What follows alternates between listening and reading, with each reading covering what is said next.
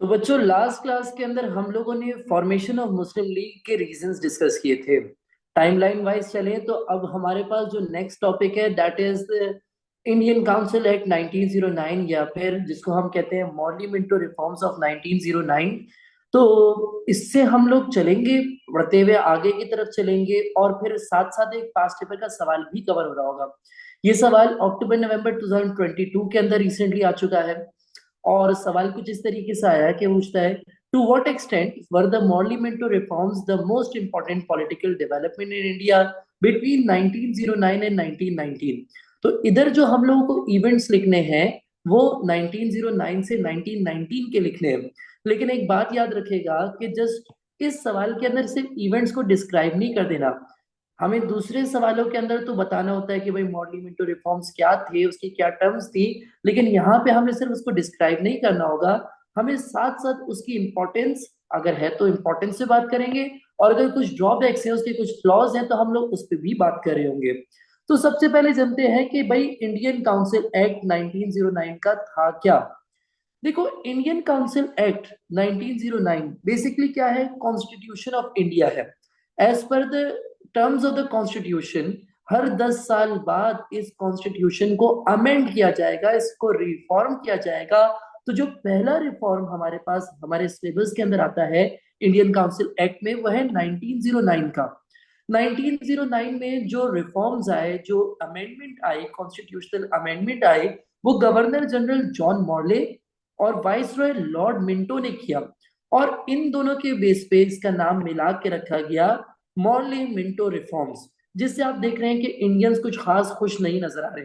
तो चलते हैं, जानेंगे कि भाई पहले तो जानते हैं कि इसकी टर्म्स क्या थी, और उसके बाद फिर जानेंगे कि इंडियंस का इस पे रिएक्शन क्या था, इसकी इंपॉर्टेंस क्या थी, इसके ड्रॉबैक्स क्या थे।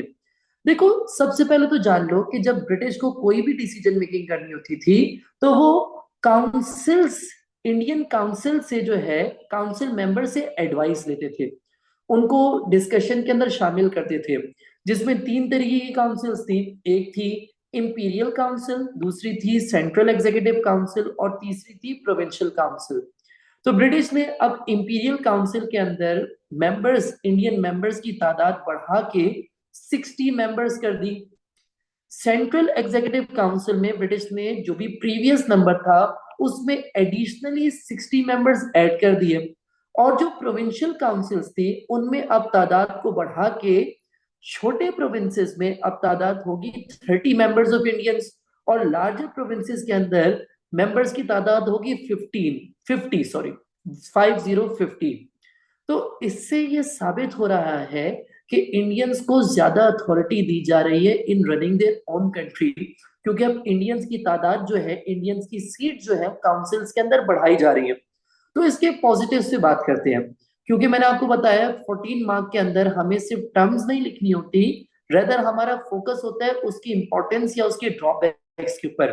तो पहली इंपॉर्टेंट टर्म ये है that British increase the seats of Indians in the councils, so it appeared that Indians are given more authority, या फिर they have been given a greater say in running their own country। इसके अलावा भी कुछ terms थी, जैसे कि British ने वादा किया था सिमला डेपुटेशन के अंदर कि मुसलमानों को सेपरेट इलेक्टोरेट दिया जाएगा, मुसलमानों को हायर परसेंटेज ऑफ सीट्स दी जाएगी।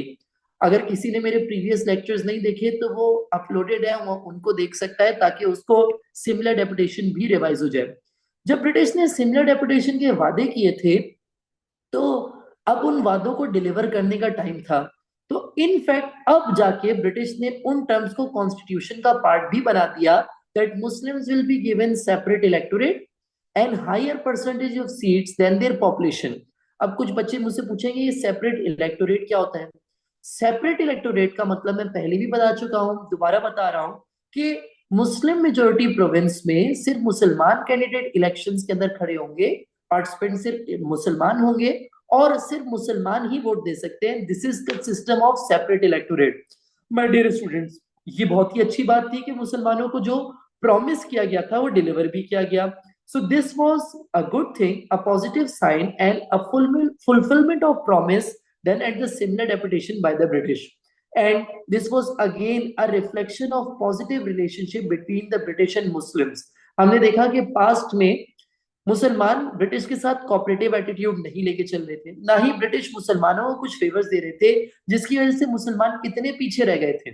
लेकिन अब जाके इवेंचुअली मुसलमानों के और ब्रिटिश के ताल्लुकात कुछ बेहतर नजर आ रहे हैं। ठीक है जी। लेकिन बेटा इसके बावजूद, इन पॉजिटिव चीजों के बावजूद, मुसलमान इससे कुछ ज्यादा खुश नहीं थे। और अगर हिंदूज की बात करें तो हिंदूज तो इन मेजर्स को अपोज कर रहे थे। सर ऐसा क्यों कर रहे थे? पहला रीजन कि काउंसिल्स के अंदर इंडियंस की सीट्स तो बढ़ा दी गई, but my dear students, these councils were purely advisory, meaning they had no real power. इनका काम था जस्ट ब्रिटिश को एडवाइस देना, और इसके अलावा इनके पास कोई अथॉरिटी नहीं थी, कोई पावर नहीं था कि इंडिया के अंदर कोई मेजर चेंजेस कर सके। सो Hindus and Muslims, both of them were disappointed that they were only given a part in the advisory council and they had no real authority to make any changes in the India. इसके अलावा बेटा कांग्रेस जो है वो इस time तक self rule demand कर रही थी। कांग्रेस कह रही थी कि आप ब्रिटिश इंडिया से चले जाए और हमें अपनी गवर्नमेंट मिल जाए, और ब्रिटिश इनको क्या दे रहे? Just advisory council. Governor general John Morley ने तो क्लियरली रिफ्यूज कर दिया, कहते हुए कि if they think of setting up a parliament in India, I for one would have nothing to do with that. मेरा ऐसे किसी ख्याल से कोई लेना देना नहीं है। फिर बेटा जो फेवर्स मुसलमानों को दिए गए, जैसे कि सेपरेट इलेक्टोरेट या फिर हायर परसेंटेज ऑफ सीट्स, ये चीज भी कांग्रेस को बिल्कुल पसंद नहीं आई, कांग्रेस से हजम नहीं होती। तो कांग्रेस ने कहा कि सर ये तो चीजें अनडेमोक्रेटिक हैं, यानी कि डेमोक्रेसी के खिलाफ है, और अगर अगले 25 साल तक भी इसके खिलाफ एनुअल रेजोल्यूशन पास करना पड़ा तो हम लोग जरूर करेंगे। बेटा इस सवाल के अलावा, यानी कि एक 14 मार्क का सवाल हम लोगों ने यहाँ पे स्क्रीन पे शेयर किया था, जो आप लोगों ने भी देखा, to what extent were the Morley Minto reforms the most important political development in India. इसके अलावा भी कुछ मॉडलिमेंटो से रिलेटेड सवाल आते हैं, तो साथ साथ हम उनको भी डिस्कस कर लेते हैं। फॉर एग्जाम्पल पास्ट पेपर्स के अंदर एक सवाल आया हुआ है, ये मैंने अपने नोट्स यहाँ पे शेयर किए हैं ताकि जिन बच्चों के पास मेरे नोट्स नहीं है वो यहाँ से स्क्रीनशॉट ले सके और अपने आंसर्स को बेहतर बना सके, क्योंकि ये right according to the mark scheme बनाए हुए आंसर है। तो बेटा यहाँ पे एक सवाल आया हुआ है, what were the terms of the Indian council act of 1909। इसमें आपने वही काउंसिल्स के अंदर किस काउंसिल के अंदर कितने मेंबर्स ऐड किए, इसका क्या नाम था, इसको किसने इंट्रोड्यूस किया, तमाम तर यही बातें करके आप 4 आउट ऑफ 4 मार्क्स हासिल कर सकते हैं। दूसरा एक सवाल आया हुआ है पास्ट पेपर्स के अंदर 7 मार्क का, वाई से स्टार्ट होता है सवाल है, why Congress oppose Morley Minto reforms in 1909। 1909 के अंदर मॉडली मिंटो रिफॉर्म्स जो आए उसको कांग्रेस ने अपोज क्यों किया? तो हम लोग को मालूम है, हम लोगों ने ऑलरेडी रीजंस पढ़ लिए कि काउंसिल्स प्योरली एडवाइजरी थी, इनके पास कोई रियल पावर नहीं था। दूसरा मसला, कांग्रेस सेल्फ रूल डिमांड कर रही थी, और जॉन मॉडले ने तो खुद ही कह दिया कि they do not think of setting up a parliament in India. फिर जब मुसलमानों को सेपरेट इलेक्टोरेट या फिर हायर परसेंटेज ऑफ सीट्स दी गई तो Congress saw it as a concession to far, बहुत ही ज्यादा फेवर्स दिए जा रहे हैं मुसलमानों को, और कांग्रेस ने कहा अगर अगले 25 साल तक भी इसके खिलाफ हमें एनुअल रेजोल्यूशन पास करना पड़ा तो हम करेंगे। This is the second past paper question जो इससे रिलेटेड आ सकता है। अब कांग्रेस और भी ज्यादा नाराज नजर आ रही थी ब्रिटिश से। पहले ही कांग्रेस इनसे नाराज है क्योंकि ब्रिटिश ने जो है वो इनको पहले तो इनका प्रोविंस तोड़ दिया, इनको मेजोरिटी प्रोविंस जो बंगाल था उसको तोड़ के उसमें से मुस्लिम मेजोरिटी प्रोविंस बना दिया। दूसरी बात बेटा, कांग्रेस की स्वदेशी मूवमेंट का भी कोई असर नहीं हो रहा था ब्रिटिश के ऊपर, ब्रिटिश अपने फैसले पे टस से मस नहीं हो रहे थे।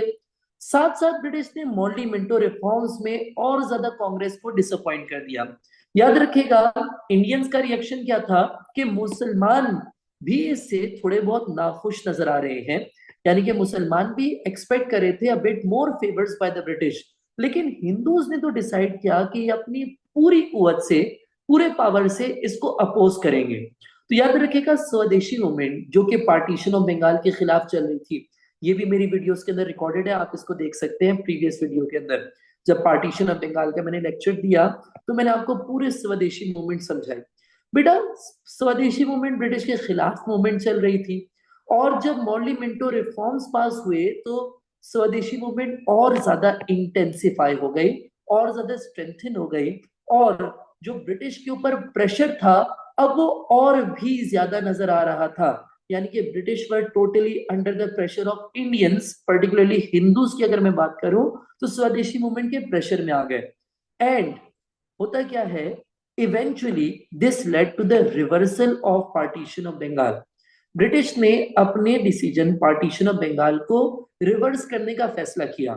तो बेटा होता क्या है कि 1910 के अंदर, 1910 के अंदर queen Mary and king George की आपस में शादी होती है। ब्रिटेन के किंग जॉर्ज और क्वीन मैरी की आपस में शादी होती है। तो इंडियंस इनको दावत देते हैं, शादी की दावत देते हैं दिल्ली दरबार में, और बड़ी ही ऑर्गेनाइज्ड वे में इनके लिए एक सेरेमनी अरेंज की इन्होंने दिल्ली दरबार में। और पास्ट पेपर्स में इसके रिलेटेड एक सोर्स बी क्वेश्चन भी आ चुका है, जिसको हम लोग अपने अलग लेक्चर्स के अंदर सोर्स बी को डिस्कस कर रहे होंगे। बेटा यहां पर आप देख सकते हैं कि कितनी मैग्निफिसेंट, कितनी बड़ी लेवल पे इतनी ऑर्गेनाइज सेरेमनी अरेंज की गई, जिसमें दिल्ली दरबार में किंग और क्वीन को वेलकम किया गया। और यहाँ पर आके किंग जॉर्ज ने दो इंपॉर्टेंट अनाउंसमेंट्स कर दी। दो इंपॉर्टेंट अनाउंसमेंट्स में पहली अनाउंसमेंट ये थी कि हम लोग पार्टीशन ऑफ बंगाल को रिवर्स कर रहे हैं। The partition of Bengal was reversed in 1911, यानी कि जो मुसलमानों को ईस्ट बंगाल की फॉर्म में एक मेजोरिटी प्रोविंस मिल चुका था, अब ये उनसे वापसी लेने का फैसला कर लिया गया। लेकिन साथ साथ ब्रिटिश ने एक और मेजर चेंज कर दिया। इंडिया का कैपिटल जो उस टाइम पे बंगाल के अंदर कोलकाता था, ब्रिटिश ने अब कोलकाता से कैपिटल को चेंज करके किधर कर दिया, दिल्ली कर दिया। सवाल पास्ट पेपर में आता है कि ब्रिटिश ने पार्टीशन ऑफ बंगाल क्यों किया, वाई ब्रिटिश ने पार्टीशन ऑफ बंगाल को रिवर्स क्यों किया। बेटा why did British reverse the partition of Bengal, it is obvious, it is clear that British were feeling the heat of the swadeshi movement, they were feeling the pressure of swadeshi movement, जिसके तहत British की sales नुकसान में जा रही थी। They had loss of sales, क्योंकि Indians ने, हिंदू इंडियंस ने इनका बायकॉट कर दिया था ब्रिटिश गुड्स का। तो ब्रिटिश के अंडर वर्कर्स काम भी नहीं कर रहे थे, ब्रिटिश को मुल्क चलाने में बहुत मुश्किलात हो रही थी। This was the real reason for the reversal of partition of Bengal. But British ने अपने क्या रीजन सजेस्ट किए। ब्रिटिश कहते हैं कि दरअसल हम लोग आपसे डर के नहीं कर रहे, हम लोग तो पार्टीशन ऑफ बंगाल को इसलिए रिवर्स कर रहे हैं क्योंकि अब वाइस रॉय चेंज हो चुका है। वो कहते हैं कि याद रखेगा कि पार्टीशन ऑफ बंगाल सजेस्ट करने वाले थे lord Curzon, partition of Bengal को इंप्लीमेंट करने वाले थे लॉर्ड मिंटो, और अब वाइसरॉय हो चुके हैं lord Hardinge. Partition of Bengal reverse हो रहा है किसके टाइम में, लॉर्ड हार्डिंग के टाइम पे was the viceroy at that time. तो वाइसरॉय लॉर्ड हार्डिंग ने कहा भाई मैंने तो कोई ऐसा वादा नहीं किया था कि पार्टीशन ऑफ बंगाल कंटिन्यूड रहेगा, या मैंने तो पार्टीशन ऑफ बंगाल नहीं किया था, मेरे ख्याल से पार्टीशन ऑफ बंगाल रिवर्स कर देना बेहतर फैसला है, तभी हम लोग रिवर्स कर रहे हैं इसको।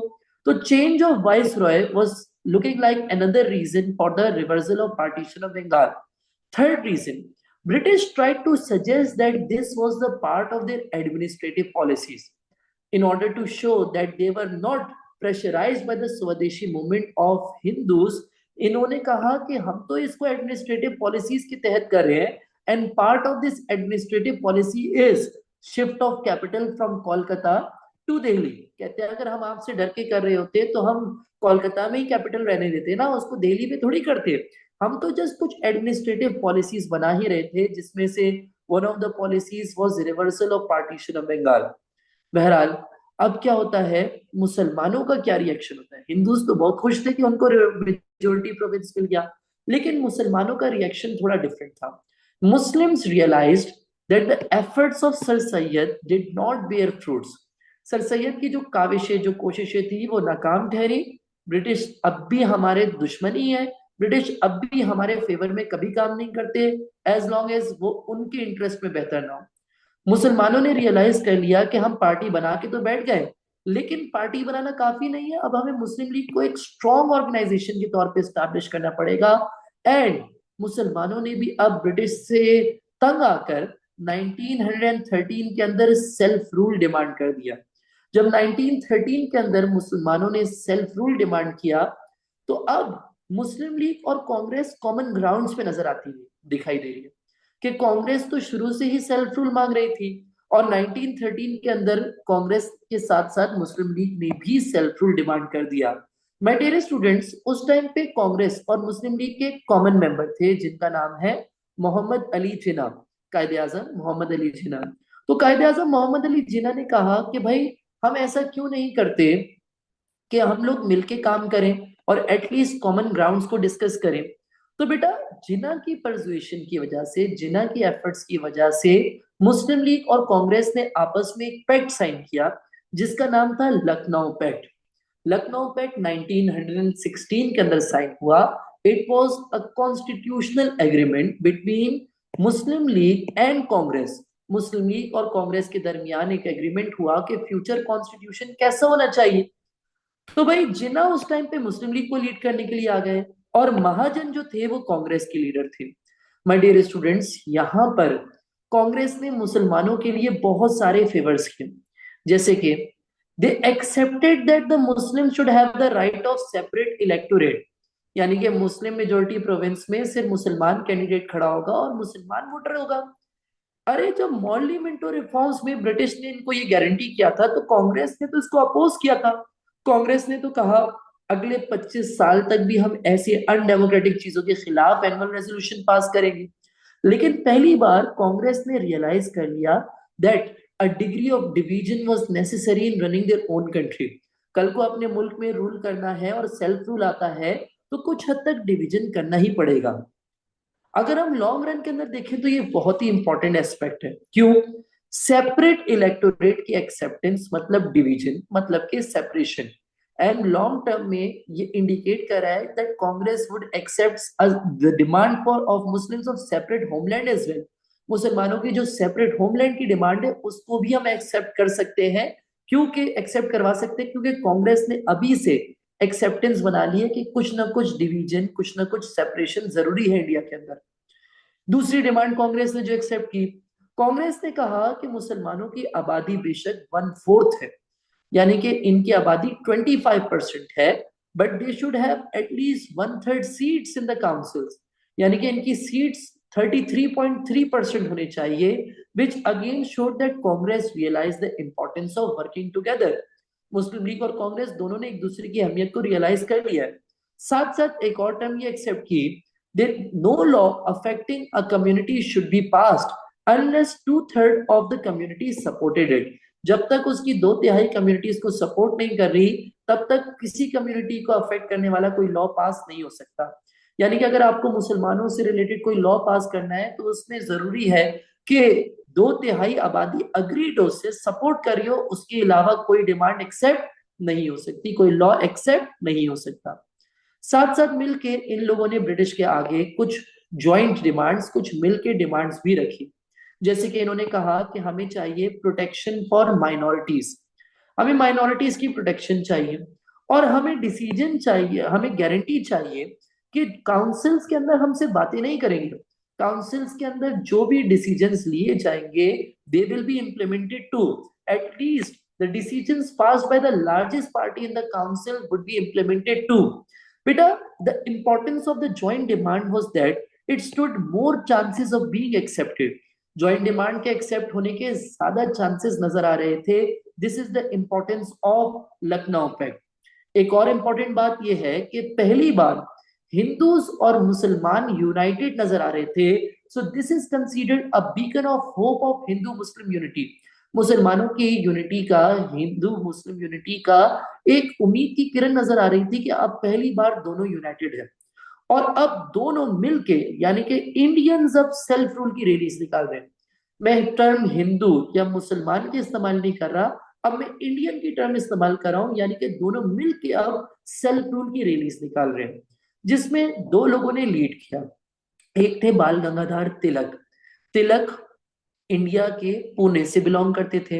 आप लोगों को याद होगा जब पार्टीशन ऑफ बंगाल के खिलाफ स्वदेशी मूवमेंट हो रही थी, तो तिलक साहब ने क्या किया था? तिलक साहब ने ब्रिटिश के खिलाफ राइटिंग्स लिखी और इस वजह से इनको 6 साल की जेल भी हो गई थी। तो जेल से निकले, इन्होंने कहा चलो फिर ब्रिटिश के खिलाफ कोई काम करते हैं, तो उन्होंने सेल्फ रूल की रैलियां निकालना शुरू कर दी। साथ साथ एक बॉर्न आयरिश वुमेन जो कि इवेंचुअली ब्रिटिश पॉलिटिशियन बन गई थी, इन्होंने भी ब्रिटिश के खिलाफ आवाज उठाई। क्यों भाई? दरअसल आयरलैंड का अगर मैं बैकग्राउंड बताऊं तो वहां पे भी एक टाइम ब्रिटिश का कब्जा रहा, जिस तरीके से इंडिया पे इन्होंने कब्जा किया हुआ था। तो आयरिश लोगों ने इनके खिलाफ एक बार बिल पास कराने की कोशिश की, 2 बार पास कराने की कोशिश की, लेकिन तीसरी बार इन्होंने अपना सेल्फ रूल हासिल कर ही लिया। जब एनी बेसेंट ने इंडिया को विजिट किया और सिमिलर सिचुएशन देखी, तो इन्होंने कहा कि मैं इंडिया को भी वैसी आजादी दिलवाऊंगी जैसे एक टाइम पे आयरलैंड के लोगों ने ब्रिटिश के खिलाफ आजादी हासिल की। तो बेटा इन दोनों ने सेल्फ रूल की रैलियां निकालना शुरू कर दी, which put a lot of pressure on British to make some changes in India। और ब्रिटिश जो पहला चेंज लेकर आए वो था एमसी रिफॉर्म। 10 साल बाद, हर 10 साल बाद कॉन्स्टिट्यूशन अमेंड होता था। तो जो नेक्स्ट अमेंडमेंट ब्रिटिश लेकर आए आफ्टर मॉर्ली मिंटो रिफॉर्म वो था एमसी रिफॉर्म, मॉन्टेग्यू कैल्सफोर्ड रिफॉर्म, जिनको हम शॉर्ट में एम मॉन्टफोर्ड रिफॉर्म भी कहते हैं, इनको एमसी रिफॉर्म भी कह सकते हैं हम। ये इसके मुख्तलिफ नाम है। सवाल ये पैदा होता है कि ब्रिटिश ये रिफॉर्म्स क्यों लेकर आए? 1919 के अंदर, 1919 के अंदर ब्रिटिश ये रिफॉर्म्स क्यों लेकर आए? तो सर आपने ही बताया था कि इंडियन काउंसिल एक्ट हर 10 साल बाद अमेंड होता है। लास्ट रिफॉर्म्स आए थे सर 1909 के अंदर, अब हो चुका है 1919। तो सर 10 साल मुकम्मल हो गए तो रिफॉर्म तो आने ही बनते हैं। दूसरा रीजन याद रखिएगा, 1914 से लेके 1918 तक दुनिया में वर्ल्ड वॉर चल रही थी, जिसमें बहुत सारी कंट्रीज एक दूसरे के खिलाफ लड़ रही थी। एक तरफ ब्रिटेन था, दूसरी तरफ तुर्की था, और उस टाइम पे ब्रिटिश को जीतने में काफी दुश्वारी महसूस हो रही थी।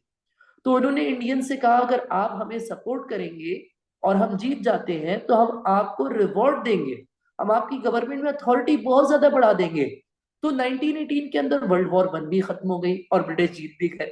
और ब्रिटिश ने इस बात को एक्सेप्ट भी किया कि अगर इंडियंस हमें मदद ना करते तो शायद हम इतने आराम से ये वॉर नहीं जीत पाते, या शायद हम ये वॉर ही नहीं जीत पाते। तो इंडियंस ने कहा थैंक यू सो मच, आपने हमारी एफर्ट्स को अप्रिशिएट किया। अब सर वो रिवॉर्ड देने का टाइम आ गया। जो आपने कहा था ना हमारी इंडियंस की अथॉरिटी बढ़ा दें गवर्नमेंट के अंदर, तो सर 1919 हो चुका है, नए रिफॉर्म्स का टाइम हो चुका है, जल्दी से वो रिफॉर्म ले आए जिसमें हमें बहुत ज्यादा अथॉरिटी मिलने वाली है। तीसरा रीजन, जब ब्रिटिश इसको करने में, ये रिफॉर्म्स, ये चेंजेस लाने में डिले कर रहे थे, तो उस टाइम पे इंडियंस यूनाइटेड हो गए थे और सेल्फ रूल की रैलियां निकाल रहे थे, जिसकी वजह से ब्रिटिश के ऊपर मजीद प्रेशर आ रहा था कि इंडिया के अंदर कुछ चेंजेस करने ही पड़ेंगे। तो बेटा जो चेंजेस ब्रिटिश ने किए वो हमारा एक नेक्स्ट इवेंट है जिसको हम कहते हैं एमसी रिफॉर्म, मॉन्टेग्यू कैल्सफोर्ड रिफॉर्म, जिसको हम शॉर्ट में एमसी रिफॉर्म्स भी कहते हैं। इसके अंदर ब्रिटिश ने बड़ी ही बुरी सी, अजीब सी चीज इंट्रोड्यूस कर दी, जिसका नाम है dyarchy system. What is dyarchy system? British ने कहा जितनी भी अथॉरिटीज हैं हम इसको 2 तरीके से डिवाइड कर देंगे। कुछ होंगे रिजर्व सब्जेक्ट्स और कुछ होंगे ट्रांसफर्ड सब्जेक्ट्स। रिजर्व जो इंडियंस से नहीं, इंडियंस को नहीं दिए जाएंगे, वो हम अपने लिए रिजर्व कर लेंगे। तो बेटा ब्रिटिश ने कुछ इंपॉर्टेंट चीजें, सारी इंपॉर्टेंट चीजें जैसे कि डिफेंस हो गया, लॉ एंड ऑर्डर हो गया, मिलिट्री हो गया, ये तमाम तर चीजें अपने लिए रिजर्व कर ली। और तमाम तर लेस इंपॉर्टेंट चीजें, फजूल फजूल चीजें जैसे कि पब्लिक सर्विस हो गया, हेल्थ केयर हो गया, ये इंडियंस को ट्रांसफर कर दिया गया। तो आप मुझे एक बात बताओ, अगर आपके बाप दादा ने कुर्बानियां देके, अपनी जानों का रिस्क लेके वर्ल्ड वॉर 1 में ब्रिटिश का साथ दिया हो, जिनमें से कुछ का इंतकाल भी होगा, कुछ शहीद भी होंगे, मुसलमानों ने भी इनका साथ दिया था, और उसके बदले में ब्रिटिश आपको सिर्फ लेस इंपॉर्टेंट सब्जेक्ट्स ट्रांसफर कर रहे हो और सारी इंपॉर्टेंट चीजें जैसे कि टैक्स एंड रेवेन्यू हो गया, इंटरनेशनल ट्रेड हो गया, लॉ एंड ऑर्डर हो गया, ये सब खुद रख ले, तो क्या आप इससे खुश होने वाले हैं?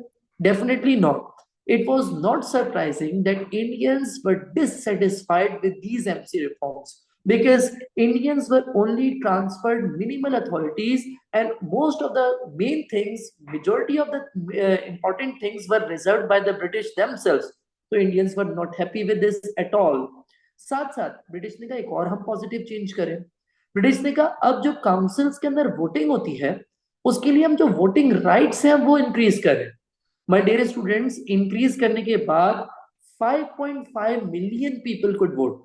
सुनने में बहुत ज्यादा लग रहा है ना, लेकिन अगर मैं आपको बताऊं कि इंडिया की टोटल पॉपुलेशन थी वाज अराउंड 250 मिलियन, यानी कि ब्रिटिश अब भी सिर्फ 2%, 2% लोगों को वोटिंग राइट्स दे रहे थे। तो क्या ये बहुत ज्यादा दे रहे थे? Definitely Indians would reject it, Indians would oppose it at all.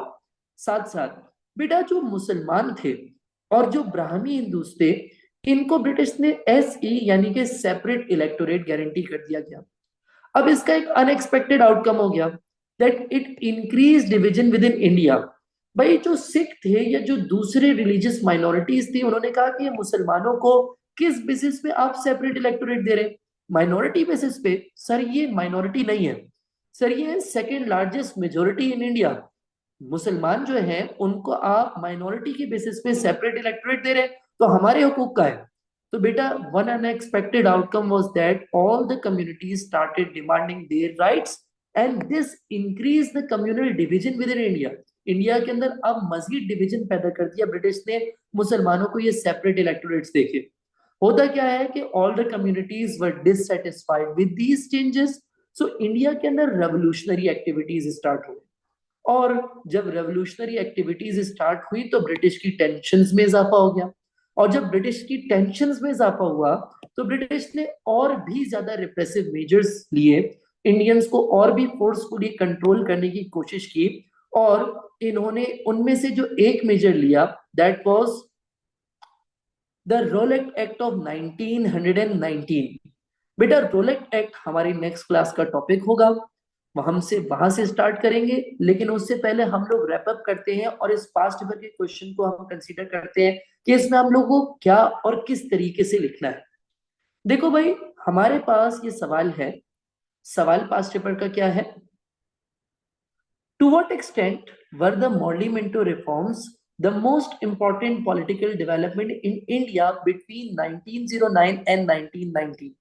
My dear students, इसमें आपने एटलीस्ट तीन रीजंस को डिस्क्राइब करना है, तीन इवेंट्स को डिस्क्राइब करना है।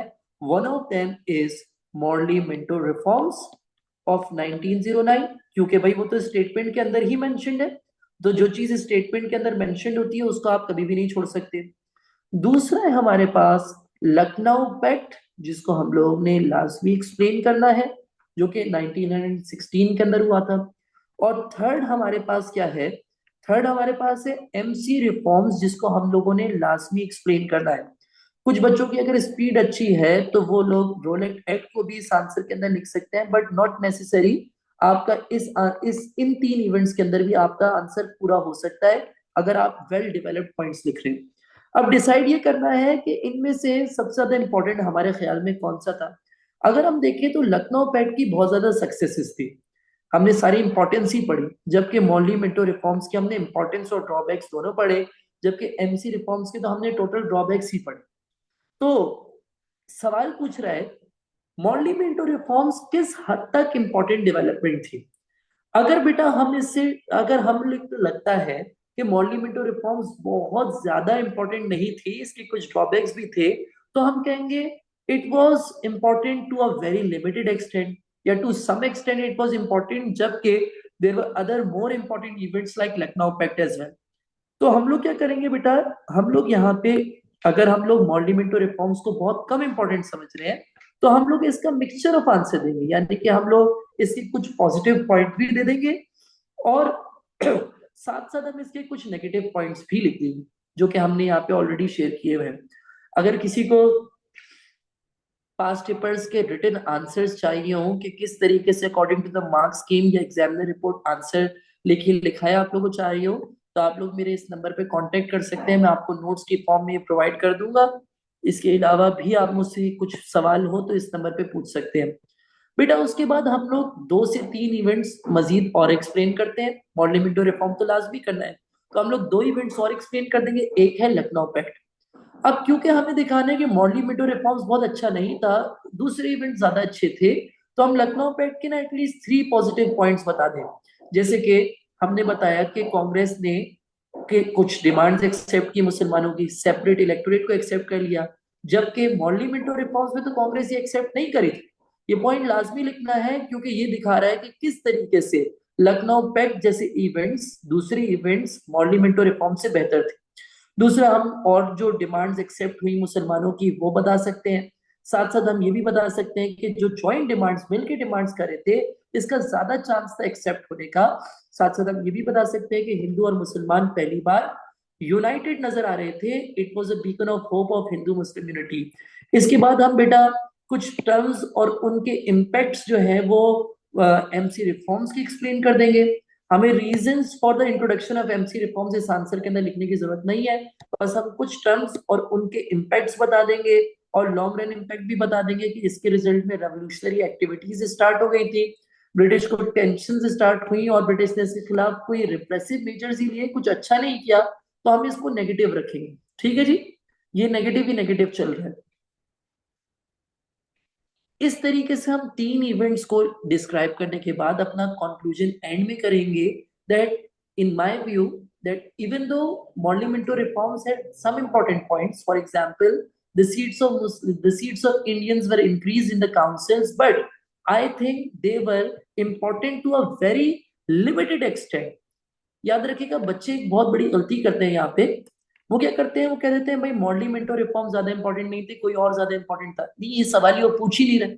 वो सवाल अलग होता है जिसमें हमें पूछा जाता है कि कौन सा ज्यादा इंपॉर्टेंट था। यहाँ पे तो हमसे पूछा जा रहा है कि किस हद तक मॉडलिमेंटो रिफॉर्म्स इंपॉर्टेंट थे। तो हम लोगों को इसकी एक्सटेंट पे बात करनी। हमने कहा इवन दो इसमें कुछ अच्छी बातें थी, but in my view it was an important political development to a very limited extent, yeah, to some extent, because there were other more important events that occurred between 1909 and 1919, like Lucknow Pact. और फिर हम बता देंगे कि Lucknow pact क्यों important था, because the acceptance of separate electorate showed that soon the Hindus would accept the demand for a separate homeland as well. कुछ भी रीजन दे सकते हैं, ये मेरा अपनी तरफ से रीजन है, आप अपना कोई और रीजन दे सकते हैं। ठीक है जी, तो इस तरीके से हम लोगों ने यहाँ पे एक इंपॉर्टेंट पास्ट पेपर का क्वेश्चन डिस्कस कर लिया।